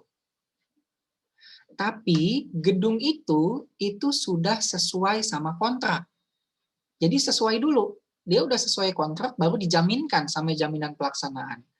Kalau belum sesuai sama kontrak, ya jangan mau dia ngasih jaminan, pokoknya selesaiin dulu, sesuaiin dulu sama kontrak, tanda tangan berita acara serah terima, bahwa gedungnya udah selesai, baru pakai jaminan pemeliharaan. Gitu ceritanya. Iya Pak, jadi saya pengen ini lagi Pak. Jadi beratnya ada jaminan pemeliharaan, kan mereka bisa ganti lagi yang lebih bagus atau gimana cara mereka memperbaikinya. Tapi dari segi yang ininya, oh nggak bisa dong. Kita udah rugi waktu nih, kamu kerjanya nggak benar dan lain-lain. Nah itu kita bisa menjatuhkan apa kayak minta ganti rugi yang lebih atau gimana gitu Pak? Jadi ceritanya gimana nih? Ceritanya lewat waktu gitu, Ri?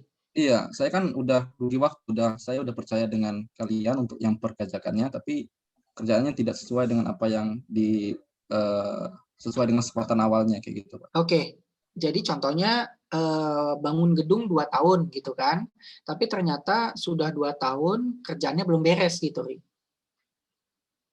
Iya Pak, boleh juga kayak gitu Pak. Oke. Kalau kita sudah kasih waktu 2 tahun, dia kerjaannya belum beres, yang dilakukan adalah denda.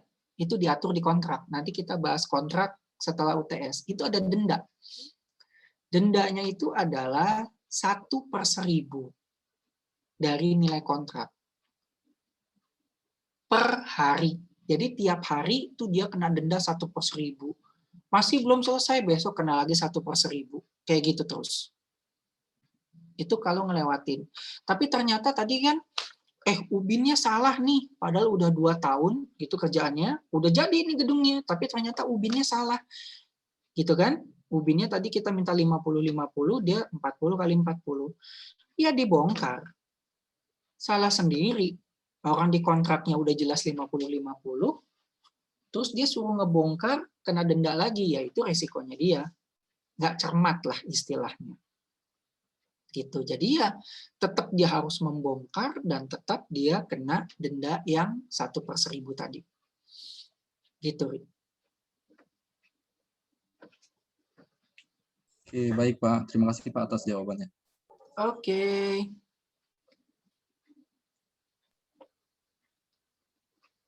Ada lagi yang mau ditanyakan atau didiskusikan, silakan.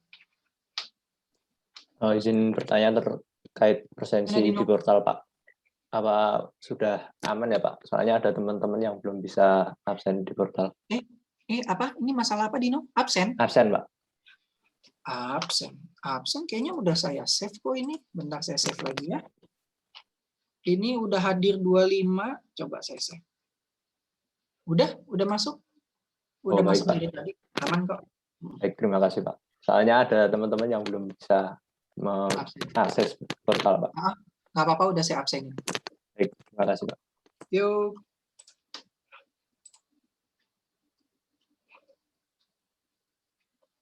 Halo, ada lagi yang mau ditanya? Saya nanya satu lagi, Pak. Boleh, Van. Tadi kan kalau misalnya lantai itu kan bisa dilakukan pengecekan Pak, apakah sudah sesuai atau tidak. Bagaimana misalnya hal-hal yang kita tuh nggak bisa lihat dengan mata telanjang gitu. Kan bangunan ada bagian-bagian yang kita nggak bisa lihat dengan mata telanjang gitu. Oke, sip. Gampangnya gini, Van.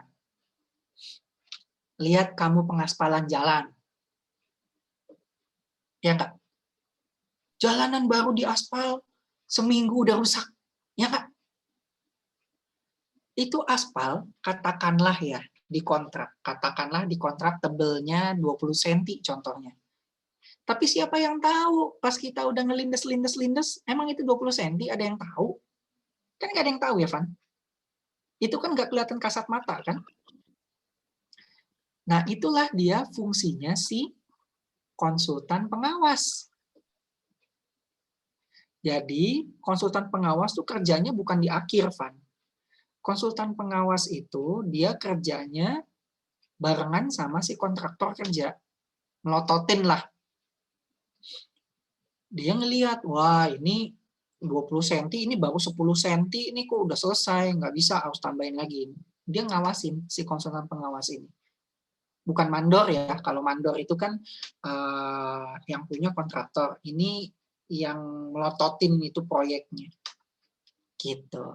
Jadi untuk pekerjaan yang tidak kasat mata, ya kita serahkan ke konsultan pengawas. Kita bayar loh itu konsultan pengawas, gede loh itu.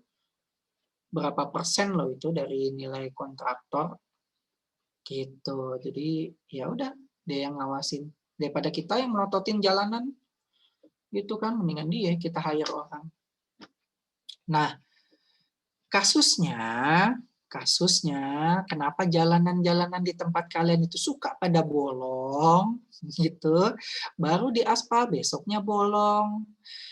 Ada permainan alias kong kaling kong antara kontraktor dengan pengawas. Itulah dia yang terjadi di Republik kita. Jadi yang ngerjain, ya entah dia nyogok, entah dia ngasih uang kopi, uang rokok, uang makan siang, segala macem. Sehingga udahlah Pak, nggak usah 20 cm, 20 cm itu ketebelan aspalnya. 10 cm juga kuat kok, cukup. Nah udah. Terus tanda tangan lah itu si konsultan pengawas gitu, bahwa ini sudah dikerjakan dengan baik. Ya PPK di kantor mana tahu. PPK kan berada di kantor, ruangan ber-AC. Emangnya dia ngeliatin tuh jalanan di kampung kalian, bener nggak itu di aspalnya 20 cm? Kan enggak. Si konsultan pengawas yang ngawasin. Gitu.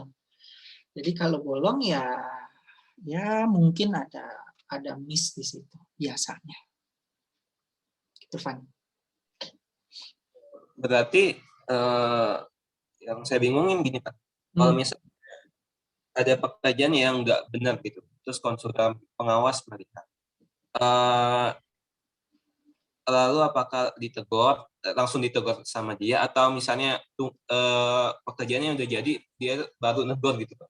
Harus gimana Pak? Soalnya kan tadi sebelumnya Bapak bilang kalau misalnya nggak benar, konsultan pengawas nggak mungkin tanda tangan gitu.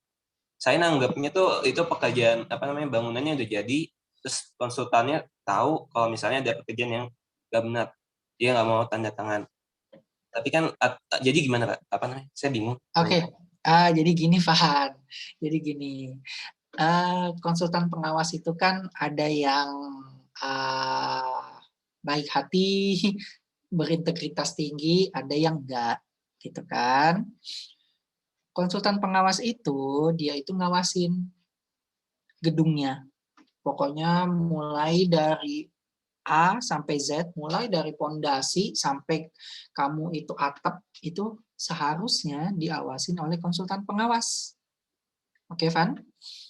Ketika ada yang tidak sesuai dengan kontrak, si konsultan pengawas ini yang langsung nyemprit. Jadi jangan sampai gedungnya udah jadi dulu, baru disemprit. Enggak.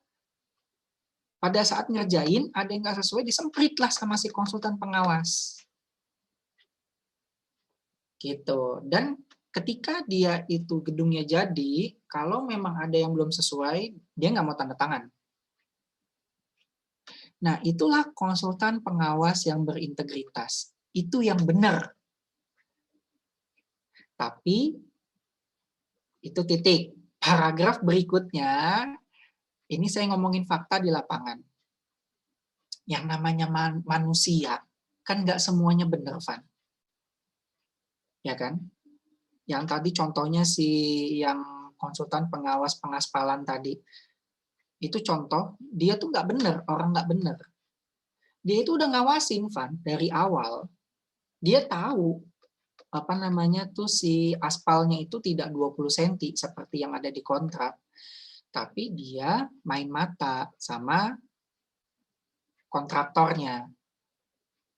Jadinya seharusnya dia tidak tanda tangan, seharusnya dia tidak menyetujui, karena dia tahu itu nggak sesuai loh. Tapi dia tanda tangan karena dia tidak punya integritas. Gitu, Van. Jadi ini dua hal yang berbeda.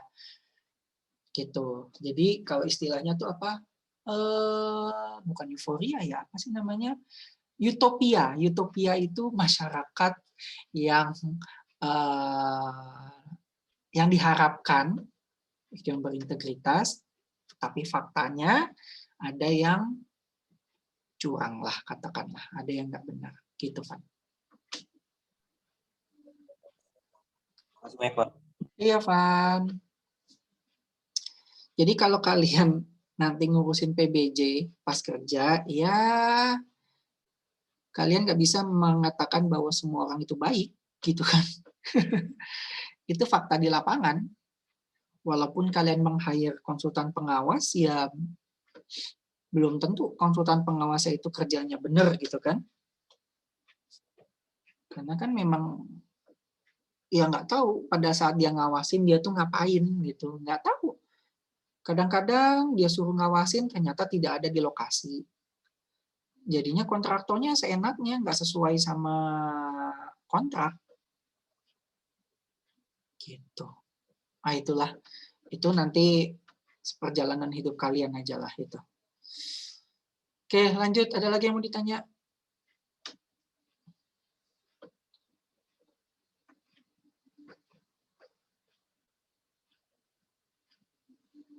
Ayo silakan yang mau ditanya.